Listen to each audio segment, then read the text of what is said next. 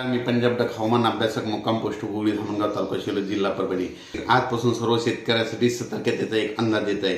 सर्व शेतकऱ्याला सांगू इच्छितो की राज्यामध्ये आता हळद काढणी चालू आहे, हळद शिजणं चालू आहे, कांदा काढणी चालू आहे, तसेच गहू काढणी चालू आहे, हरभरा देखील काढणी चालू आहे।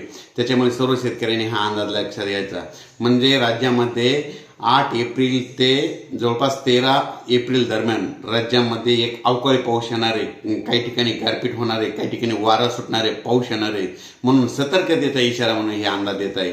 राज्यात एकंदरीत सर्व शेतकऱ्याला सांगू इच्छितो की राज्यात 8 एप्रिल 9, 10, 11, 12, 13 एप्रिलपर्यंत राज्यामध्ये दररोज वेगवेगळ्या भागात भाग बदलत अवकाळी पाऊस पडणार आहे, विजेच्या स्वरूपात पाऊस असणार आहे, वाऱ्याच्या स्वरूपात पाऊस असणार आहे, भाग बदलत पडणार आहे, म्हणून हा सर्व शेतकऱ्यांनी अंदाज लक्षात द्यायचा।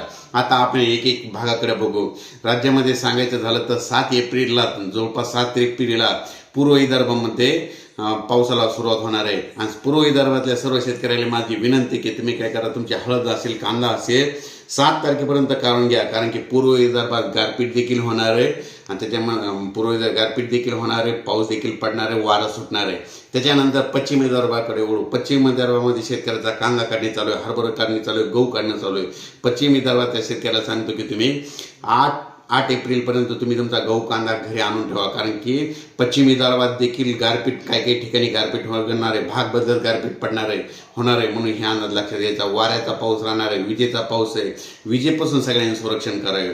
त्याच्यानंतर आपण वळू मराठवाड्याकडे। मराठवाड्यात देखील 9, 10, 11च्या दरम्यान परत एक दिवस सगळीकडे पाऊस येऊन जाणार आहे, म्हणजे वेगवेगळ्या भागात पडणार आहे, सर्व दूर नसणार आहे, पण अवकाळीचा झटका बसणार आहे, काहीच्या कांदा आहे, म्हणून सर्व शेतकऱ्यांनी मराठवाड्यातल्या शेतकऱ्यांनी हा अंदाज लक्षात घ्या। त्याच्यानंतर मध्य महाराष्ट्राकडे वळू। मध्य महाराष्ट्रात देखील 9, 10, 11, 12च्या दरम्यान परत अवकाळीचा एक फटका बसणार आहे, म्हणून मध्य महाराष्ट्रामध्ये विशेष म्हणजे सगळ्यांचा कांदा काढणी चालू आहे। तुम्ही काय करा, 7, 8 तारखेपर्यंत तुम्ही तुमचा कांदा झाकून ठेवा, नसा घरी साठवून ठेवा, कारण की मध्य महाराष्ट्रात मध्ये जवळपास 8, 9, 10, 11, 12, 13पर्यंत मध्य महाराष्ट्रामध्ये भाग बदलत तुरळक ठिकाणी पाऊस असणार आहे, म्हणून हा अंदाज लक्षात घ्यायचा। त्याच्यानंतर कोकणपट्टी, उत्तर महाराष्ट्र आणि कोकणपट्टीमध्ये देखील पाऊस असणार आहे, म्हणून ही अंदाज लक्षात घ्यायचा। उत्तर महाराष्ट्रात देखील विजेच्या कडकडासह अवकाळी पाऊस पडणार आहे, म्हणून उत्तर महाराष्ट्रातल्या शेतकऱ्याचा कांदा काढणी चालू आहे, म्हणून त्यांनी काय करायचं, जवळपास 9 एप्रिलपर्यंत तुम्ही तुमचा कांदा झाकून ठेवा, कारण की तुमच्याकडे देखील पाऊस येणार आहे। दररोज राज्यामध्ये वेगवेगळ्या भागात पाऊस येणार आहे, म्हणून माझी सर्व शेतकऱ्याला विनंती आहे, राज्यामध्ये हे अवकाळी मोठा गारपिटीचा पाऊस असणार आहे, वाऱ्याचा पाऊस असणार आहे, म्हणून हा अंदाज लक्षात घ्यायचा।